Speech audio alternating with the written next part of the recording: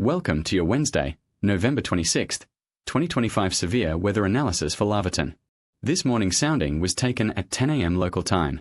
If you find this analysis helpful, please like and subscribe to support continued severe weather analysis. This morning's sounding reveals a stable atmosphere with minimal convective potential. We are seeing only 3 joules per kilogram of mixed layer CAPE, which is essentially subconvective. The red temperature and green dewpoint lines track closely together in the lower atmosphere, showing good low-level moisture with surface temperature at 13 degrees and dewpoint at 10.4 degrees. However, a weak cap is present, shown by the blue-shaded area of convective inhibition near the surface. The mixed-layer parcel path, shown by the blue dashed line, struggles to find buoyancy, with virtually no pink-shaded CAPE area visible. Wind shear is moderately strong at 21 meters per second through 6 kilometers, but without sufficient fuel, storms simply cannot develop. The lifted condensation level sits at 914 meters above ground, which would be favorable if we had CAPE to work with. Looking at the enhanced multi-parcel analysis, we can compare 3 different rising air parcels.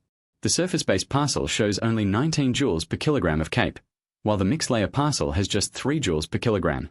The most unstable parcel shows slightly better instability, but it's still capped by the blue-shaded convective inhibition layer extending from the surface up to about 827 hectopascals. The weak cap is clearly labeled on the diagram, and it would break at 14.9 degrees Celsius. Afternoon heating is forecast to reach 16 degrees, giving us a high probability of cap erosion at 85%. However, even with the cap breaking, the atmosphere lacks the deep moisture and instability needed for storm development. The level of free convection sits at 804 hectopascals for the mixed layer, with the equilibrium level barely reaching 938 hectopascals, indicating very shallow potential convection. Looking ahead to tomorrow morning's machine learning forecast for late morning local time, the model predicts 0 joules per kilogram of CAPE and 0 joules per kilogram of surface-based CAPE. Wind shear remains robust at 17.6 meters per second through 6 kilometers, and the lifted condensation level is forecast at 1,346 meters above ground. The significant tornado parameter and supercell composite parameter both hold at 0.00. Storm mode is subconvective due to insufficient CAPE.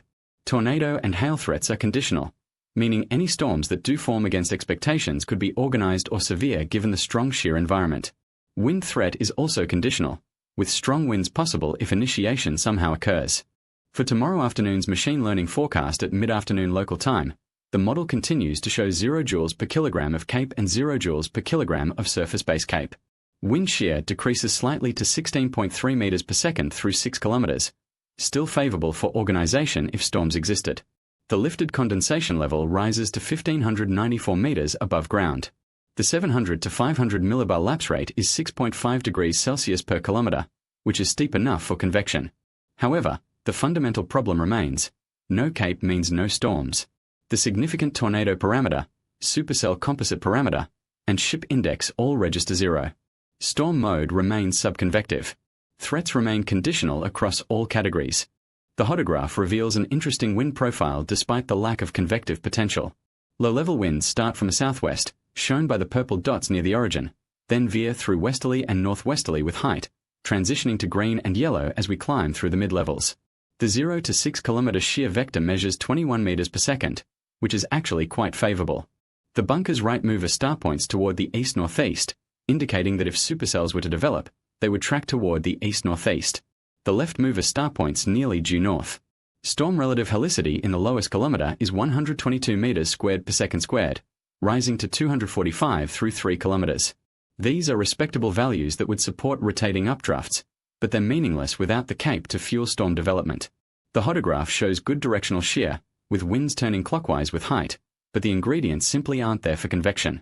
Bottom line for Laverton: this is a subconvective environment with insufficient CAPE for storm development, despite favorable wind shear. Any weather that does develop would be conditional severe at best. Always consult the Bureau of Meteorology for official warnings and forecasts. This analysis is provided by Distant Curve Remote Area Telecommunications. If you found this helpful, please like and subscribe to support continued severe weather coverage for remote Australia.